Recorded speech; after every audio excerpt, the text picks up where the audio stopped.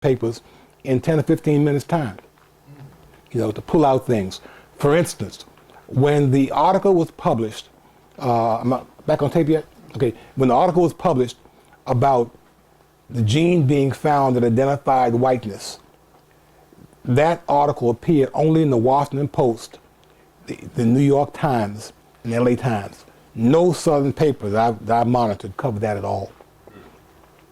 Beyond that, if you go to a site called if you type into Google the words in quotations, thousands of newspapers in quotations, there's several sites that will pop up. They're similar. I like one better than the rest of them. Those are the newspapers in the world. You can read the world newspapers in the same way you can read the papers in this country.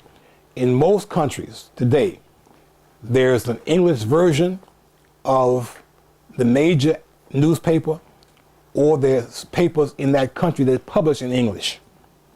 There again, you get much more information about what's going on in the government of the United States by reading the British papers than you get in reading papers here. You get more information very often about what's happening in Washington, D.C. by reading the New York Times. In the black community, at least, you get to read the Washington Post. Once you know these quirks and things, then you'll know where to go to get your information. Case in point, back when the Natalee Holloway thing took place, I watched CNN. It was fairly clear to me originally that the two black men they hauled into jail had nothing to do with Natalee Holloway's kidnapping or murder, whatever it was. Particularly when I heard the mother of one of the black men interviewed. She said, he may have cussed somebody, but he ain't touched no white woman. Where they are, that was taboo. He may have cussed somebody, may have gotten drunk a little bit, but he ain't touched no white woman. Then the word came out that there were 3 other people who had been arrested for almost a week, although they reported on CNN that there were 3 other people in custody. They consistently showed the picture of those 2 black men being brought out of their house. Pass the microphone to Kaba. The Nation magazine is also a good. Okay. I went to thousands of newspapers, went to Aruba, and I had me the picture 3 days before CNN had it. Now, it was available. It just was not in their interest to show it. So you've got to free yourself from the boundaries of where you live. And that's possible now if you know how to use the tools that are available. Newsvoyager.com, listing all the United States newspapers. And if you go to Google and type in thousands of newspapers, the number of sites will pop out. Pick the one you like the best. They're organized by country.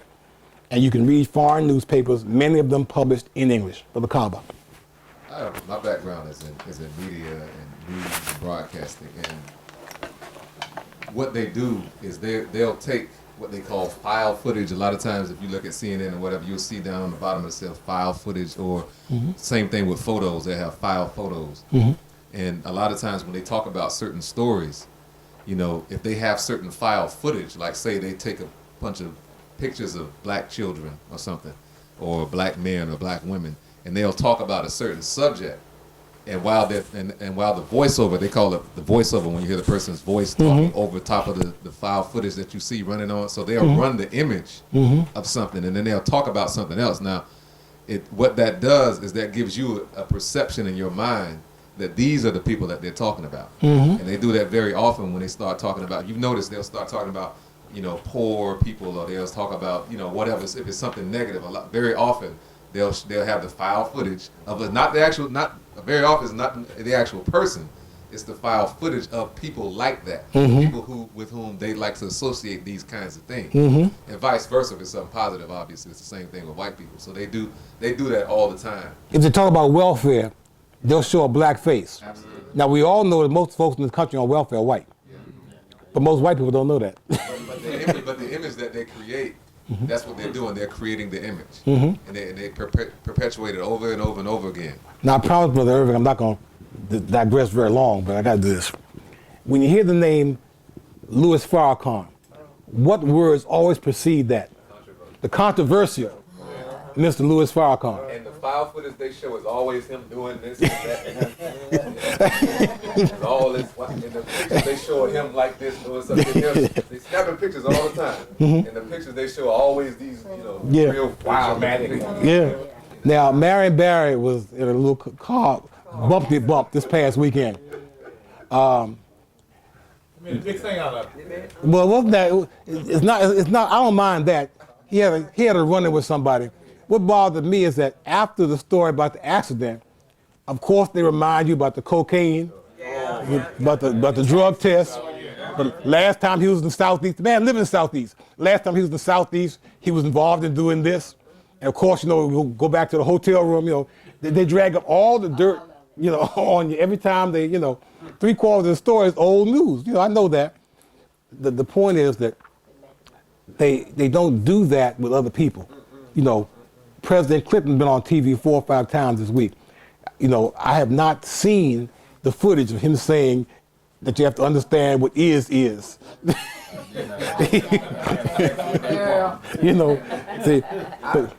I always say the reason for that. Hold that.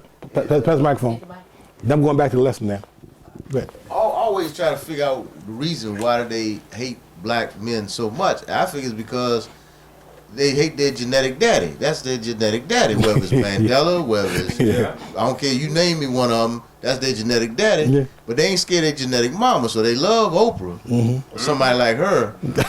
But they scared, which all men scared of their daddy. They ain't scared of their mama. Okay, what they did, mama whip them and then feed them. Yeah. Daddy, I don't know. He might have been eat after daddy finished with you. So they scared of their daddy, but they ain't scared of their mama. Yeah. Just so she don't go over that line now, like Bill Cosby. Just so they don't go over that line. They got the line where you can't, Not supposed to cross. Stop it, yeah.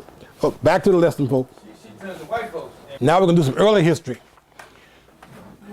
Northeast Sudan, called Nubia in ancient times, was colonized, they say, about 2000, that would be BC. We already know that from another source, it was much earlier than that, around 3800 BC. Here again, I'm showing these things as I find them because you'll see discrepancies because in many cases, real good research has not been done. And so you see wildly differing kinds of information. As far as the fourth cataract of the Nile near modern Karima, from the 8th century to the 4th century, and that would be BC, 8th coming forward to the 4th. This region was ruled by the Kush kingdom, centered first at Napata, near the 4th cataract, and after about 600, that'd be BC, at Meroe, between the 5th and 6th cataracts. From about 750 to 650, that'd be BC, Kush ruled Egypt as a result of a dynastic replacement, one dynasty replacing the other. Meroe was the center of trade and ironworking. From there, iron technology may have spread to other parts of Africa, and we know that iron technology was in Africa a good 1,000 years before it was in Europe.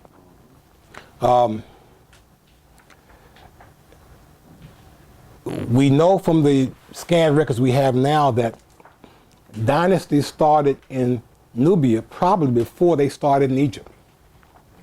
However, because Egypt was the center of concern of Europeans, we still don't have a great deal of depth of information about the exact pattern of those dynasties, the names of the people who were involved. We have some.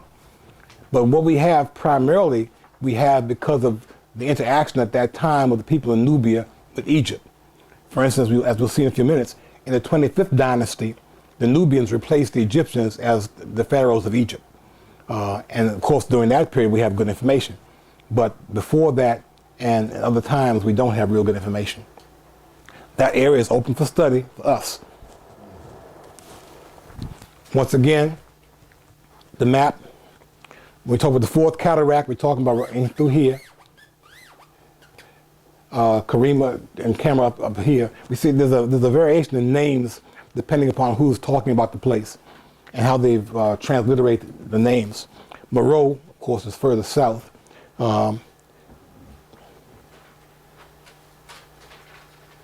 This is the modern day border between Egypt and Sudan right here, around the second cataract.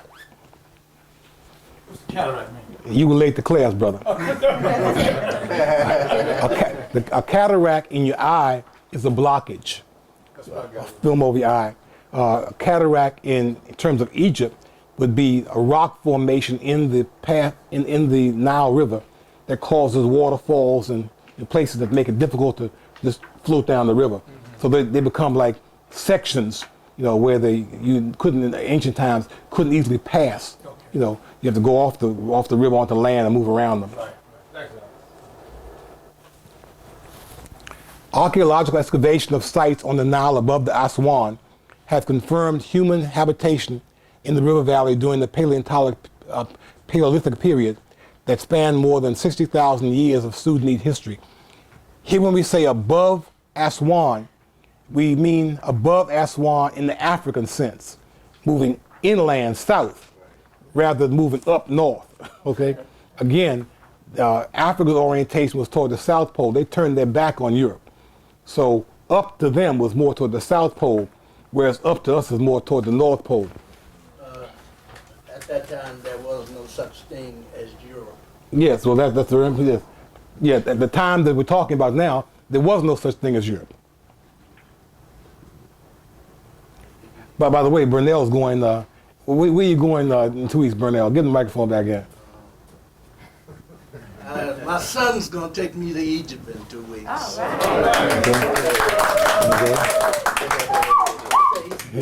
Are there any other members of the Holy Royal Family here? Folks have been to Egypt. I know brother here has been to Egypt. You've been to Egypt, okay. Quick, so about 3 of you going to join Brother Hayward. So got about 5 people here. I'm going next year. Well, That's the one I want. imagine how much more enlightening your talk could be if somebody would take poor old me with you. Hey, maybe we can raise some money and send you there. Okay? That's cute. Maybe we can raise some money. But whatever it's going to take. But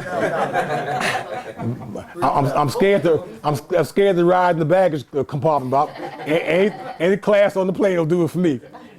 By the 8th millennia BC, people of a Neolithic culture had settled into a sedentary way of life there in fortified mud brick villages, but they supplemented hunting and fishing on the Nile with grain gathering and cattle herding.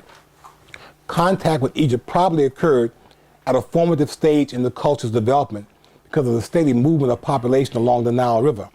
Skeletal remains suggest a blending of Negroid and Mediterranean populations during the Neolithic period, 8th to 3rd millennia BC, that has remained relatively stable until the present, despite gradual filtration by other elements.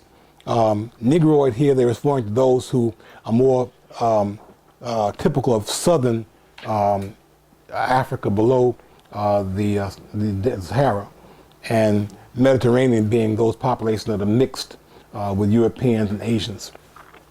Kush. Yes, yes, That thing, go ahead.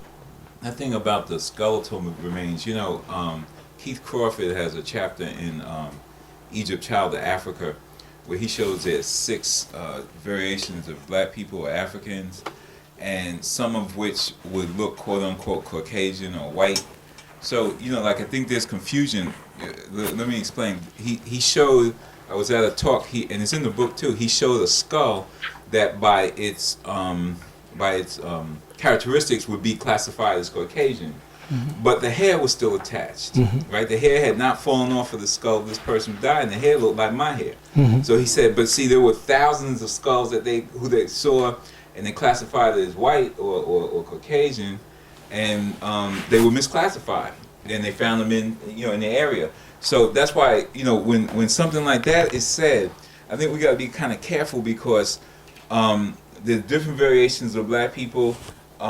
You can have narrow nose and so-called small lips in dry heat. Wet heat produces more expanded nose and lips and what have you. And I just wanted to bring that out because, especially going back that far, I don't know that there was much in the line of invasion, but certainly he's done a really good presentation on it, and the chapter is in Egypt, Child of Africa. Yeah, that's one book I didn't bring today. By the way, we are the parent population on the planet. So we're going to have all the characteristics. Exactly. So as Kwaku was saying, you got to be careful when folks will pull a little segment out and say, this is European. And it's all us, one way or the other. And a good example of that is, I saw Nelson Mandela with Sidney Poitier a couple years ago, something on TV. Nelson Mandela is unmixed African, and yet he's not black. He's a yellowish brown, if anything, and he has so-called epicantric fold eyes.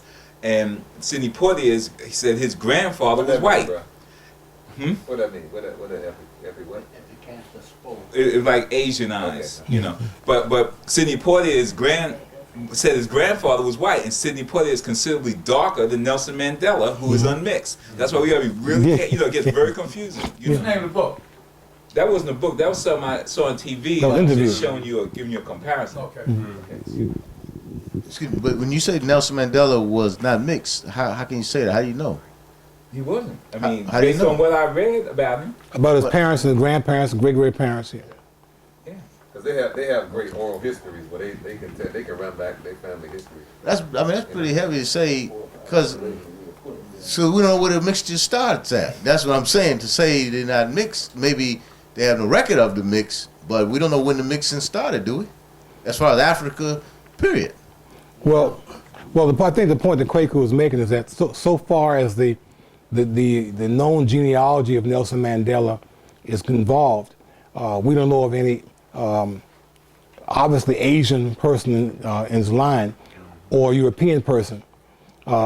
Yet he has characteristics in his eyes that we would normally see, knowing nothing else, as being Asian. But of course, if you understand that we are the parent population on the planet, then all the various characteristics come from us. And while they may predominate in a certain area in a certain way, you can find other places, these Tamils I was talking about, for instance, if their hair is cut short, it'll look like Kwaku's hair. If it's allowed to grow longer, it's dark black and flat like Europeans, as we would call Europeans. But Europeans are a derivative population from Africa to start with. So that we have to, microphone that way, we got to be a little bit careful in reading some of these things, and I agree with Kwaku in that. Yes, sir. Just really quickly, one example that we do know for sure is if you saw the African American Lives piece, Oprah Winfrey. She's pretty chocolate, but she's not the darkest person I've seen. And she did the scientific thing with the blood testing and whatnot, and it proved that she has no white blood in her. But you can see that she's not actually the darkest person on the planet. So that's a good example of somebody that we know for sure has no white blood in them whatsoever. And that program was a very good program because they took about 8 or 9 individuals and they actually did DNA tests on them and surprised some of the folks. They found, for instance, they were able, for instance, Chris Tucker, to actually trace the village that his folks probably came from in Angola. Angola is probably one of the last places he would have thought he may have come from. I think it was Mae Jemison had some Oriental blood. It's the test they did with the saliva. I'm John not. Mouse was talking about. He did it. They do a swab in the mouth. Yes, Yeah. He was yes, the same doctor. yes, yes. The black guy on that, he was the same doctor that. That he used Dr. to be Rick- at University of Maryland. Rick Now he's at Kittles? Ohio State. Yeah. Yeah. He's at Ohio State now. Yeah. The second thing I wanted to say was, again, in the military, I had a lot of experiences there, and there was his brother from India, and we used to call him BK. His name is something. It's long. Yeah. So they just called him BK because I don't remember. It was like 15 letters long. But that brother is when you talk about somebody, we use the word black, but we're really not black. Technically, that brother was black. Blue black. He was black. You have to emphasize. Yeah. But he had straight hair. The nose, long, thin lips, straight. But he was as black as you can get. So it just shows you there. And I heard one of the scholars say that there's no one specific African phenotype. We have them all. Yes, we are the basis of the human population. So any phenotype you find in the human population, you can find somewhere among our people. So you're saying, in other words, that he had long nose, right? So in other words, that must have been some of the type that probably got lost behind the ice pony cap. Well, we had folks with longer noses before we went behind the ice. It was accentuated in Europeans because of the climatic changes. But the point we're trying to make is that any human characteristic you find comes out of Africa, because the human stock on this planet comes out of Africa, nowhere else. I use the joke very often. I say, if you ain't from Africa, you ain't from here. Not from this planet, because that's where life starts on this planet. Kush. Northern Sudan's earliest historical record comes from the Egyptian sources. We've said that already. which described the land upstream from the first cataract, called Kush, as wretched. Now, I don't know what period that came from. Certainly, it would be a more early period rather than a later period, because later period, folks from Kush and Nubia were pharaohs in Egypt.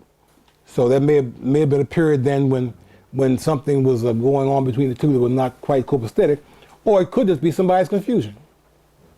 I pull these sources to show you what's available, but we have to discern as we go through what makes sense, what balances with everything else we know.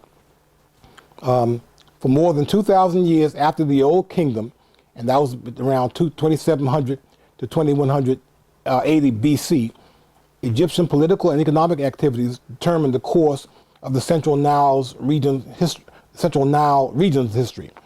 Even during the intermediate periods when Egyptian political power in Kush waned, Egypt exerted a profound cultural and religious influence on the Kushite people. Egypt, of course, was special because of where they were located. They had a confluence of conditions which gave them power and the ability to build in stone. Now we're going to talk about a couple. Microphone? Yeah, just to get back to Egypt's influence on Kush, it's funny how that worked out. It started actually Tasseti, which would be in that Kushite area.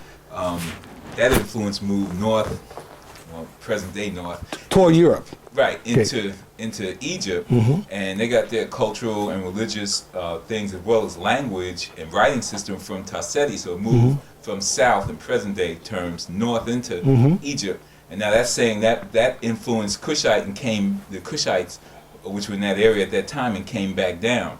So, just to give perspective, it originally started with the Kushite folks, And Egyptian records say that we came from the mountains of the moon. Yeah, we come from the interior of Africa. They say that? Yes, the papyrus of Hunefer. Can you quote exactly? We come from the where God happy dwell. From the beginning of the Nile, source of the Nile, the foothills of the mountain of the moon, where God happy dwells. And this is the papyrus of Hunefer, Hunefer, now located in the London Museum, of course. How much did they pay for it? I'm sure somebody gave it to them out of the goodness of their heart. So Okay. it was stolen. Yeah, that's just right. Now, we're going to talk about a couple of the people who have come down in history to us, and there's a lot of variation in the spelling of these names and whatnot, and a little bit of confusion as to exactly who was whose brother or whose son, based on the fact that we don't really have good definitive records yet. Pianki and Tahaka, they both led Ethiopia. Now here, here the part of Africa we're talking about today called Egypt or Sudan, Kush or Nubia, was called by some sources Ethiopia.